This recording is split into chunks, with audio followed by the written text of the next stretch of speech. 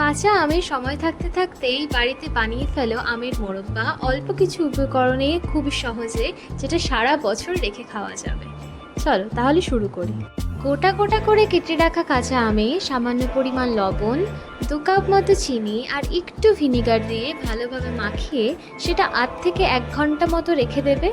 দেখবে কিছুক্ষণ পর সমস্ত জলটুকু আম থেকে ছেড়ে এসেছে। এবার চলো তৈরি করে ফেলি মোরব্বার মশলা।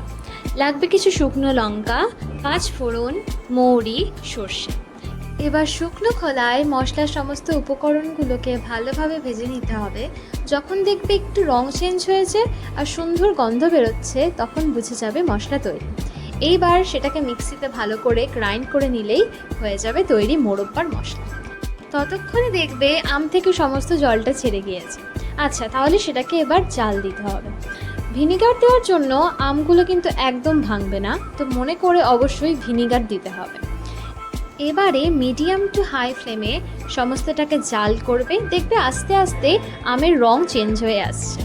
এবার রস যখন শুকিয়ে আসবে তখন নামিয়ে ফেলো অন্য একটি পাত্রে। এই অবস্থায় কিন্তু কোনো রকম জল কড়াইয়ে দেওয়া হয়নি।